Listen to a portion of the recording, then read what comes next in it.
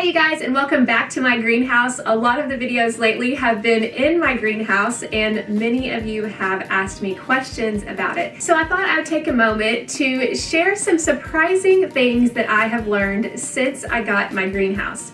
In October of 2020, my greenhouse arrived. It was pre-assembled, which is a question I get a lot. Did you build it? No, my husband is really handy. He builds pretty much everything else, but for the greenhouse, I bought it from a company called Yoderbuilt. They delivered it here. All we had to do is put a gravel slab. Some people do concrete, but we did gravel. My husband was able to get that all leveled, and it was delivered in the fall of 2020.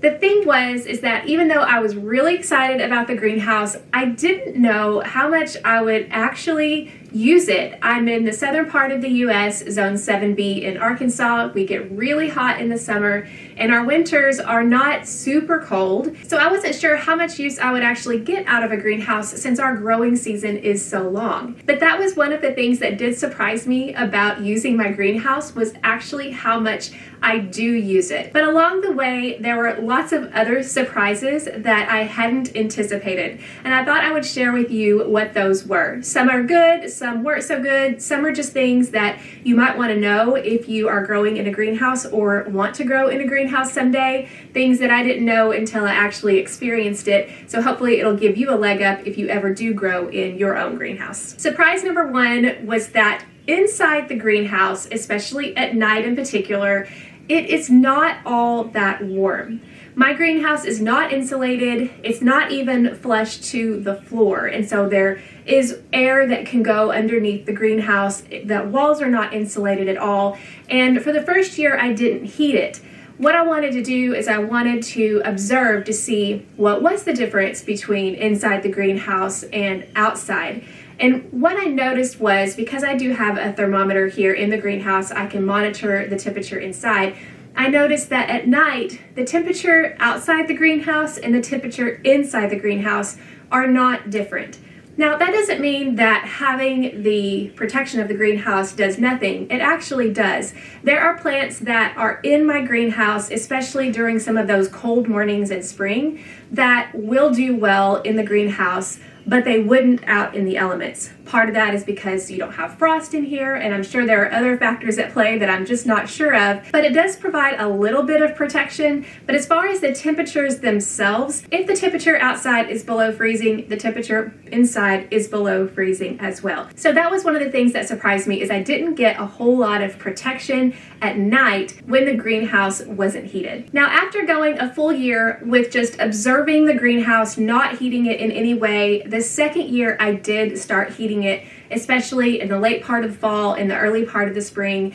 And what I found is that when I use an electric oil-filled radiator, which is what I've used to heat this greenhouse, it actually bumps up the temperature inside the greenhouse about 10 to 15 to 20 degrees, just kind of depending on how cold it is at night. The colder it is, the less it's going to bring it up.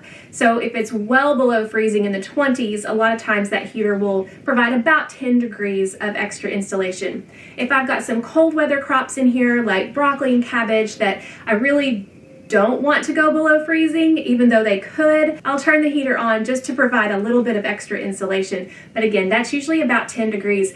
And then in the springtime, when I've got my summer crops in here, like my tomatoes and my peppers and things like that, then the temperature may not be that low, but maybe it's hovering around freezing. A lot of times the heater will allow up to 20 degrees of extra protection. So having the heater in here definitely did help for me to be able to keep the seedlings in the greenhouse for longer, especially when we had some cold nights going into the spring. The second surprising thing that I learned by using my greenhouse, especially that first year, was how well the plants responded to sunlight.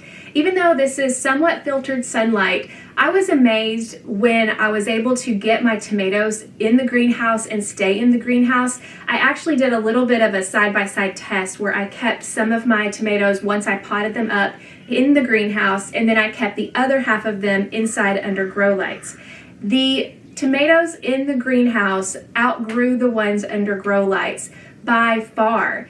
And this time of year, the day length is still about, 12 hours or so, and my grow light is on for 16 hours. But still, the sunlight made a huge difference in how rapid those tomatoes grew and how healthy and stocky they became. I became a big believer after that point that as soon as it's possible for me to get young seedlings in the greenhouse, I'm going to do that because sunlight is absolutely the best light.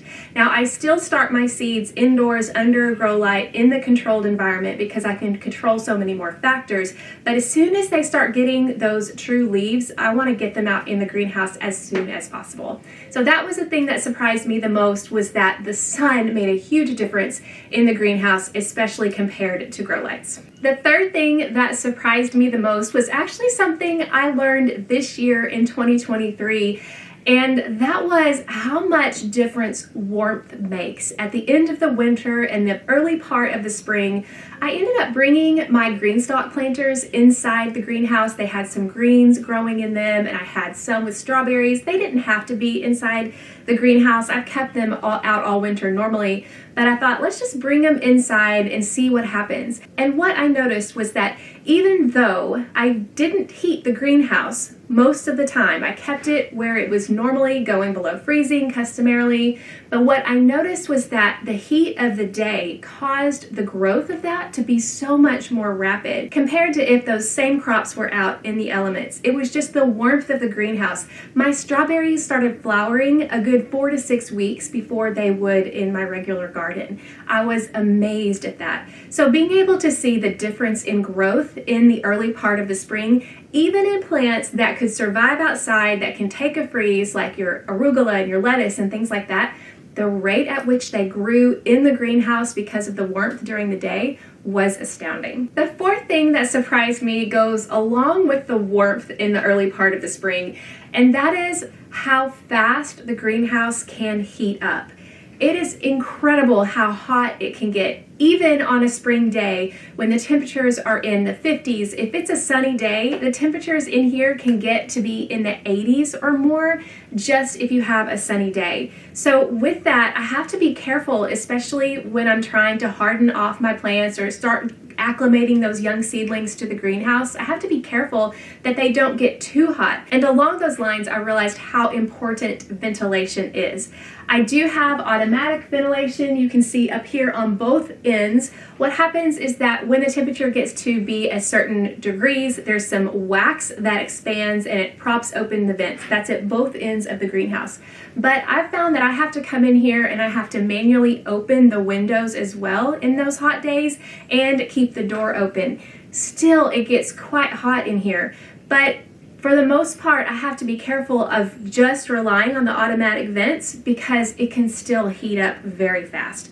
For that reason, I'm really glad that I do work from home and I can come out here and be able to vent out the greenhouse as much as I can, especially on those sunny days. And that's not just in the summer, although the summer it can definitely get hotter, but in the springtime as well. The fifth thing that surprised me, and this is something that I learned over the last couple of winters, was that even if I can successfully grow some cool season crops in the greenhouse, the day length still makes a difference. We get below 10 hours of daylight at about the end of November, and we don't rise above that till the end of January. And during that time, it's just not enough time for plants to be able to grow. They don't get enough sunlight. What I've done the past couple of years is I've started onion seeds in the greenhouse. I didn't start them under lights inside. I started them in the greenhouse.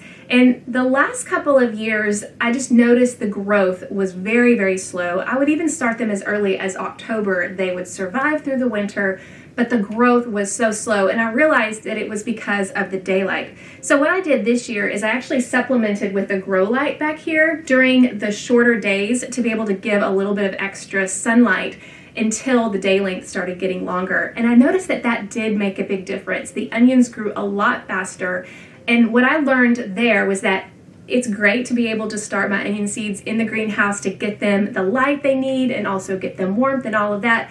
But if I'm starting them in the middle of winter when our day length isn't above 10 hours, a supplemental grow light is definitely helpful. I noticed that as well as I overwintered lettuce. I have lettuce in a container here in the greenhouse. I also had some in the green stalk planters as well. The growth of those plants was very, very minuscule, and I can attribute that to daylight as well as warmth, because during the winter time sometimes it doesn't get warm as long. But I noticed that when the daylight started to get longer during February and March, the plant growth picked up as well. So that was something I learned with overwintering, things that I can grow in the greenhouse over my 7B winter. Daylight and sunlight is definitely an issue, and supplemental light can definitely help. Surprise number 6 was that I actually enjoy working in the greenhouse way more than I ever anticipated. And I know that sounds crazy because that was one of the reasons I bought the size that I did. It's a 12 by 16. I have plenty of room to work. I also have a chair that I'm able to lounge in and relax in whenever I want to. But just being able to have a dedicated space to do my indoor seed starting, my potting up, all of those things, it has been so enjoyable.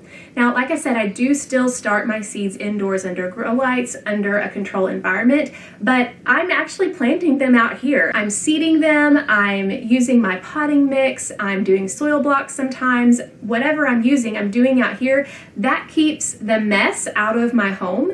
And so I can seed everything here in my workspace, and then I take them inside to be able to grow them indoors until they're ready to come out here.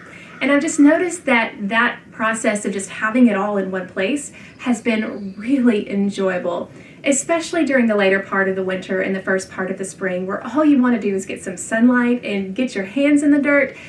There are so many days that I was able to be out here and work on seed starting when it was too cold to do anything else out in the garden, and that was exactly what I needed for the later part of the winter. And that brings me to the 7th thing that surprised me about my greenhouse was how much I love it.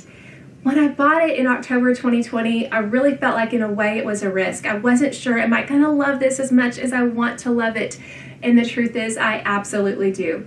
I think it helped that I was realistic in my expectations in knowing that I'm not going to use it in the summer, and I don't. It's just too hot in here. It's like a sauna. I know some people will put shade cloth and use it that way. Last year I did grow some sweet potatoes in here, and they didn't do all that great. Not really sure why. But in general, I just know that the summer's for my outdoor garden, but the other 3 seasons, I'm in here enjoying my greenhouse. And that was one thing that I didn't anticipate, was how much I love it. My family calls it the McShe Shed because my last name is McSheehy, and it's definitely my she shed out here. So all that to say, if you are considering a greenhouse, whether now is the time for you or not, I do want to encourage you that if this is something that is on your radar, you may find out that you actually love it more than you ever thought. If you want to know more about some frequently asked questions that I get and some suggestions I have about growing in the greenhouse based on the few years experience that I have, be sure and check out this podcast episode to get more information. That way you can have all the information you need to make a decision that's right for you, or if you already have a greenhouse, maybe get some tips. I know I found that it really wasn't easy to find good information on how to use the greenhouse. Most of what I've learned, I just had to learn by trying, but it's always good to hear from those who have gone before and who can offer suggestions and ways that you can maximize your greenhouse space as well. For more of a day-to-day look of what I'm doing both in my garden and my greenhouse, check out my Instagram at The Beginner's Garden, and I would love to see you there. Thank you so much for watching. I definitely hope this is helpful, and I will see you again next week.